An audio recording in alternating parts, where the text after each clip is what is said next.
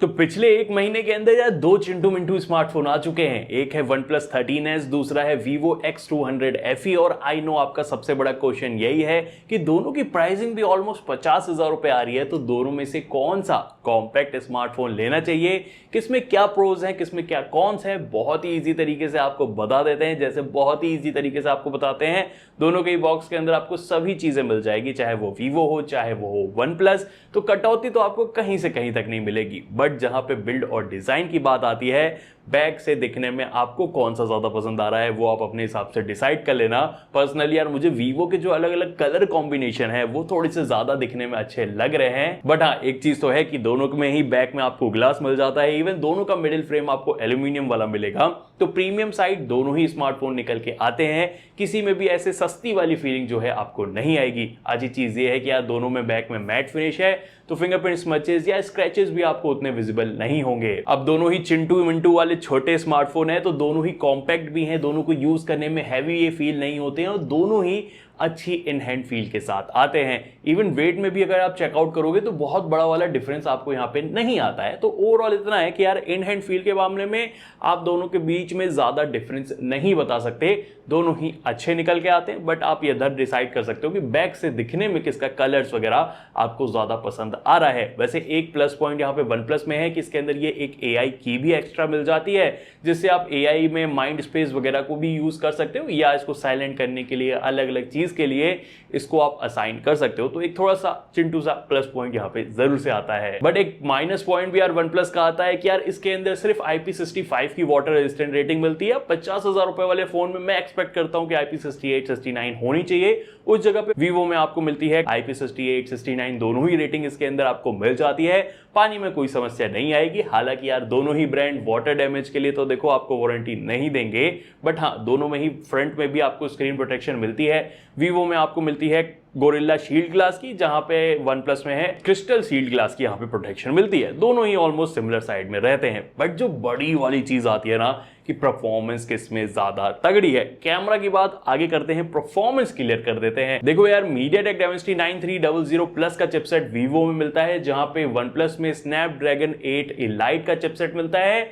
और यहां पे कोई डाउट नहीं होना चाहिए, 8 Elite अभी एंड्रॉइड का सबसे फास्टेस्ट चिपसेट है। और ये और भी अच्छा हो जाता है क्योंकि इसके अंदर UFS 4.0 वाली स्टोरेज है, जहां पे Vivo ने UFS 3.1 वाली स्टोरेज यूज करी है। अब क्या इससे डिफरेंस आता है मैं आपको आगे दिखाता हूं। बट हाँ, पहले अगर आप on paper AnTuTu score, Geekbench, CPU throttling में चेक करोगे, क्लियरली यहां पे OnePlus थोड़ा लीड लेके जाता है। बट हाँ, ये वाली लीड आपको डे टू डे यूज में सच नहीं मालूम देगी। जैसे नॉर्मल अगर आपने ऐप ओपनिंग वगैरह करी, यहाँ पे दोनों ही फास्ट ऐप को ओपन करते हैं, एनिमेशन दोनों के अच्छे मिल जाते हैं। इवन दोनों में मल्टीटास्किंग मैंने ट्राई करी, दोनों में से किसी में भी कोई इशू नहीं आता है।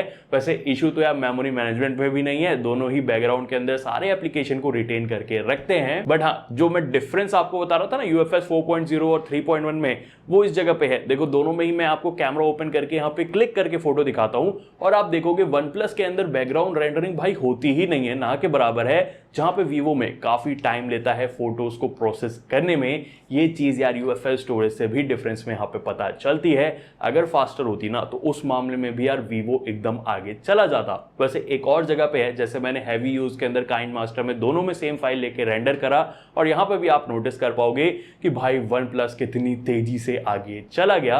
तो ये डिफरेंस हैवी यूज में आपको खास करके दिखने वाला है। जैसे कि अगर आप गेमिंग भी करने जाओगे, वैसे BGMI आपको दोनों में 90 FPS अनलॉक मिलता है, चाहे वो OnePlus हो चाहे हो वो Vivo। बट हाँ, दोनों में जो गेमिंग है, अगर आप हैवी वाली ज्यादा करना चाहते हो, पर्सनली मैं रिकमेंड करूंगा कि यार OnePlus की तरफ जाना, क्योंकि यहाँ पे टिक के 90 FPS आपको मिलता है, वो भी कम हीटिंग के साथ। अब जहां पे Vivo की बात रही, इसमें भी 90 FPS तो जैसे मैंने बताया है, बट हाँ ये फ्लक्चुएशन में थोड़ा ज्यादा है, इसका एवरेज FPS उतना तगड़ा नहीं निकल के आता है। और इसमें भी वही हीटिंग 43 के अराउंड रहती है। मतलब अगर आपको हैवी चीजें करनी है, क्लियर है OnePlus यहाँ पे विनर निकल के आता है। वैसे एक और जगह यहाँ पे मैं कहूंगा OnePlus थोड़ा सा आगे चला जाता है, सॉफ्टवेयर डिपार्टमेंट। देखोगे यहाँ पे यार जो दोनों ही है एंड्रॉइड 15 पे बेस्ड है, एक तरफ ऑक्सीजन ओएस, एक तरफ फन टच ओएस मिलेगा, बट सॉफ्टवेयर अपडेट प्रॉमिस जो है वीवो में 4+5 ईयर्स का मिलता है, जहां पे वन प्लस में 4+6 ईयर्स का मिलता है। तो थोड़ा एक प्लस पॉइंट यहाँ पे ऐड होता है।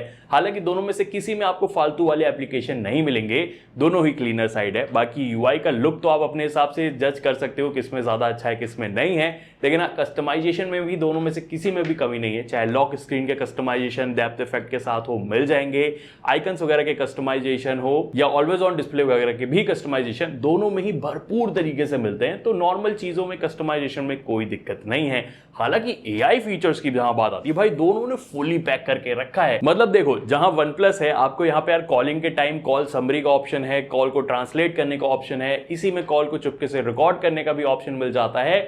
बट ये तो छोटी वाली चीज है। लेकिन जैसे ही आप गैलरी के अंदर जाओगे, एआई एडिटर का आपको ऑप्शन मिल जाएगा, जहां पे एआई रिकंपोज का ऑप्शन है, इवन एआई इरेजर का ऑप्शन है, एआई रिफ्लेक्शन रिमूव करने का ऑप्शन है, एआई से फोटो को एनहेंस करने का ऑप्शन है।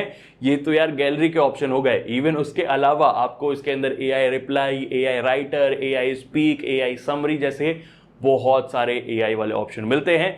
इवन एआई नोट्स वगैरह वाले भी आपको ऑप्शन मिल जाएंगे। मतलब देखो, एआई में OnePlus ने कोई कमी नहीं करी है। सिमिलर चीज मैं Vivo के साथ भी कह सकता हूं। इसमें भी इमेज के लिए आपको एआई इमेज एक्सपेंडर का ऑप्शन मिल जाता है, इवन एआई इमेज रिमूवर का है, एआई इमेज एनहांस करने का है, रिफ्लेक्शन रिमूव करने का है, और इवन मैजिक मूव वाला भी ऑप्शन मिलता है, जिसमें सब्जेक्ट को इधर से उधर आप मूव कर सकते हो। साथ ही साथ यहाँ पर भी एआई नोट्स वगैरह का ऑप्शन है। इवन कॉलिंग के टाइम पे आपको कॉल की समरी बनाना हो या उसको ट्रांसलेट करना हो, दोनों को ऑप्शन मिल जाएगा विद चुपके से कॉल रिकॉर्डिंग। तो आई डोंट थिंक यार किसी में कोई कमी है। हाँ, OnePlus में 1 ईयर की एक्स्ट्रा अपडेट मिल जाएगी, तो ये थोड़ा सा प्लस पॉइंट यहाँ पे आ जाता है। हालांकि जो एआई वाला एक और फीचर है ना, Vivo के कैमरा के अंदर ही मिलता है। मतलब मैं आपको दिखाता हूँ, नॉर्मल मैंने ये फोटो क्लिक करी और ये एआई से पोर्ट्रेट में भाई क्या तगड़े तरीके से बैकग्राउंड को चेंज कर देता है। लगता ही नहीं है कि आपने यहाँ पे एआई का उपयोग किया है। इतना ज्यादा रियलिस्टिक फोटो निकल के आ रही है। इसके बारे में हम और बताऊंगा मैं कैमरा सेक्शन में, बट उससे पहले डिस्प्ले अगर क्लियर कर दे, दोनों में ऑलमोस्ट सिमिलर साइज की डिस्प्ले मिल जाती है और दोनों में 1.5 के रेजोल्यूशन की एमुलेट डिस्प्ले, वो भी एलटीपीओ वाली 120 हर्ट्ज की मिलती है। अब जहां एलटीपीओ की बात आई, एक चीज मैंने नोटिस करी, OnePlus की एलटीपीओ कभी सही वर्क करती है, कभी नहीं वर्क करती है, जहां पे यार Vivo की मोस्ट ऑफ द टाइम बड़े अच्छे से वर्क करती है। बट यहाँ पे अगर हम कलर्स वगैरह की भी बात करें, थोड़ा सा अगर आपको नोटिस करोगे ना, तो जो Vivo है थोड़े से स्लाइटली बूस्टेड कलर्स देता है, जहां पे OnePlus थोड़ी सटल कलर्स यहाँ पे निकालता है। वैसे डिस्प्ले क्वालिटी वाइज तो दोनों ने अच्छी डिस्प्ले को यूज करा है, शार्पनेस दोनों में अच्छी है, डिटेल्स भी काफी सही निकल के आती है। इवन दोनों में ही नेटफ्लिक्स में आपको HDR का भी सपोर्ट मिल जाता है। बट थोड़ा सा प्लस पॉइंट ये है कि यार OnePlus में आपको डॉल्बी विजन का भी सपोर्ट मिल जाएगा। तो छोटी सी चीजें जो है OnePlus में बेटर लग रही है, क्योंकि यार आउटडोर विजिबिलिटी भी चेकआउट करोगे तो OnePlus ज्यादा ब्राइटर निकल के आ रहा है Vivo के कंपैरिजन में। वैसे डायरेक्ट सनलाइट के अंदर विजिबिलिटी वाइज तो दोनों में से किसी में समस्या नहीं आएगी। वैसे समस्या तो आपको इन डिस्प्ले फिंगरप्रिंट सेंसर में भी नहीं आएगी, दोनों क्विकली एंड आराम से वर्क करते हैं। बट हाँ, यहाँ पे जो स्पीकर की क्वालिटी है, दोनों में डुअल स्टूडियो स्पीकर्स मिल जाते हैं, दोनों के लाउड होते हैं। बट अगर मैं अपना चूज करने के लिए बोलूं तो मुझे OnePlus के स्पीकर थोड़े ज्यादा बेसियर साउंडिंग यहाँ पे लगे हैं। वैसे हैप्टिक्स वगैरह दोनों में ही सिमिलर मिलता है, उतना कोई डिफरेंस आपको नहीं आएगा। वैसे हाँ, दोनों के बेजल्स वगैरह भी ध्यान दोगे एकदम थिनर साइड निकल के आते हैं। वैसे एकदम मस्त वाले नेटवर्क्स भी दोनों में मिल जाएंगे, 5G++ का सपोर्ट दोनों में ही मिल जाता है, इवन NFC का भी सपोर्ट दोनों में मिल जाएगा। बट ई सिम का सपोर्ट सिर्फ OnePlus देता है, Vivo ई सिम का आपको सपोर्ट नहीं देगा। बट इन दी एंड जहां पे बात आती है कैमरास की, कौन तगड़ा निकल के आ रहा है। देखो, 50 मेगापिक्सल का मेन सेंसर Vivo में मिल जाता है, प्लस 8 मेगापिक्सल का अल्ट्रा वाइड, प्लस 50 मेगापिक्सल का 3S पेरिस्कोपिक वाला सेंसर है, जहां पे OnePlus में सिर्फ 50 मेगापिक्सल का मेन और 50 मेगापिक्सल का 2x टेलीफोटो वाला कैमरा है। हालांकि यार सेल्फी कैमरा में OnePlus में आपको 32 मेगापिक्सल का ऑटो फोकस है, जहां पे Vivo में 50 मेगापिक्सल का ऑटो फोकस है। किसमें ज्यादा बेटर कैमरा है? अब देखो, जहां पे सेल्फी कैमरे की सबसे पहले मैं बात करता हूं, यहां पे अगर आप पिक्चर क्वालिटी चेक करोगे ना, थोड़ा वाइडर फील्ड ऑफ व्यू है OnePlus कैप्चर करता है। इमेज में थोड़ी शार्पनेस भी अगर आप देखोगे ना, OnePlus में मुझे थोड़ी बेटर लगी है। कुछ सिनेरियो में ऐसा फील हुआ है मुझे कि यार जो Vivo है थोड़े से यहाँ पे कॉन्ट्रास्टिया शॉट ज्यादा लेता है, जहां पे जो OnePlus के शॉट हैं थोड़े क्रिस्प ज्यादा हैं और थोड़े से ब्राइटन अप होके निकल के आते हैं। वैसे यार पोर्ट्रेट में एज डिटेक्शन हो गया या जायज बोका ब्लर हो गया, उसका मुकाबला तो कोई कर नहीं सकता। उस मामले में वीवो ज़्यादा बेटर निकल के आता है। और लो लाइट में भी अगर आप देखोगे ना कलर्स वगैरह के साथ, मुझे यहाँ पे शॉट्स जो हैं वीवो के भी अच्छे काफ़ी लगे हैं। बट थोड़ा सा मैं कहूँगा प्लस यहाँ पे सेल्फी कैमरा वन प्लस को जाता है। वैसे प्लस एक और वन प्लस में आता है, वो है वीडियो रिकॉर्डिंग वाइज। यहाँ पे थोड़ा शॉकिंग वाला पॉइंट है। देखो वैसे तो दोनों में 4K 60 FPS में आप बैक कैमरा से वीडियो रिकॉर्ड कर सकते हो। वीवो एक तरफ है वन प्लस, बैकग्राउंड में है मेरे सूरज देवता। आप देख के बताओ कि यार मेरे फेस के हिसाब से बैकग्राउंड का एडजस्टमेंट किसमें ज़्यादा सही आपको देखने के लिए मिल रहा है, और अगर थोड़ी बहुत रोशनी मेरे फेस पे भी पड़ रही है तो किसमें ज़्यादा अच्छी लग रही है। बट थोड़ा सा हम चल के भी देखेंगे तो स्टेबिलिटी का आपको जो अंदाज़ा है वो भरपूर अच्छी। अब देखो वीडियो रिकॉर्डिंग में आप एक चीज नोटिस कर पाए होगे कि यार जो डिटेल्स हैं वो वन प्लस ज्यादा बेटर से निकाल रहा है, जो स्टेबिलिटी है वो भी वन प्लस में ज्यादा बेटर लग रही है। ओवरऑल जो पिक्चर क्वालिटी मुझे वीडियो रिकॉर्डिंग टाइम समझ में आई है कि वन प्लस ज्यादा बेटर निकाल रहा है। वीवो को यहाँ पे मच इंप्रूवमेंट करने की जरूरत है, क्योंकि अजीब सी वीडियो क्वालिटी कम डिटेल्स के साथ यहाँ पे खास करके मुझे लगी है। अब ये सिमिलर चीज आप सेल्फी कैमरा के लिए भी थोड़ा कह सकते हो। दोनों में वैसे 4K वीडियो रिकॉर्डिंग है। देखो वीवो 4K 60 FPS का ऑप्शन देता है, जहां पे वन प्लस लिमिटेड है यार 4K 30 FPS तक। मतलब ये चीज़ देख सकते हो 50,000 वाले बजट के हिसाब से थोड़ा अच्छा नहीं लगा मुझे। बट हाँ आप देख के बताओ मुझे कलर करेक्शन या ऑडियो क्वालिटी किसमें ज़्यादा बेटर लग रही है। अगर बैकग्राउंड भी मैं आपको दिखाऊं तो देखो कौन अच्छे से यहाँ पे मैनेज कर पा रहा है। वैसे HDR मैनेजमेंट अब देखो भले ही 60 FPS हो, बट इसमें भी उतनी खास डिटेल और स्टेबिलिटी तो ना के बराबर आपको मिलती है, जिसमें वन प्लस में स्टेबिलिटी ज्यादा बेटर है, पिक्चर क्वालिटी ज्यादा बेटर है। ओवरऑल वीडियो डिपार्टमेंट में मैंने देखा है ना वन प्लस ने मेजर इंप्रूवमेंट करा है, जहां पे वीवो को अभी इंप्रूवमेंट करने की जरूरत है। हालांकि एक और प्लस पॉइंट जहां पे वीवो को जाएगा वो है कि यार इसमें 8 मेगापिक्सल का अल्ट्रा वाइड कैमरा मिलता है, जो कि डिसेंट से शॉट्स वगैरह क्लिक कर सकता है। बट वो वन प्लस में नहीं मिलता है। लेकिन वन प्लस में जो मिलता है क्या वो तगड़ा निकल के आता है। देखो दोनों के अगर मेन सेंसर से आपको शॉट्स वगैरह दिखाऊं, डे लाइट में आप नोटिस करोगे भाई दोनों ने ही कमाल शॉट क्लिक करे हैं। मतलब दोनों में से किसी में आपको देख के ऐसा नहीं लगेगा कि भाई इसमें डिटेल कम है उसमें ज्यादा अच्छी है। कई कई जगह पे मैंने नोटिस करा है वन प्लस जो है थोड़े से वाइडर शॉट लेता है।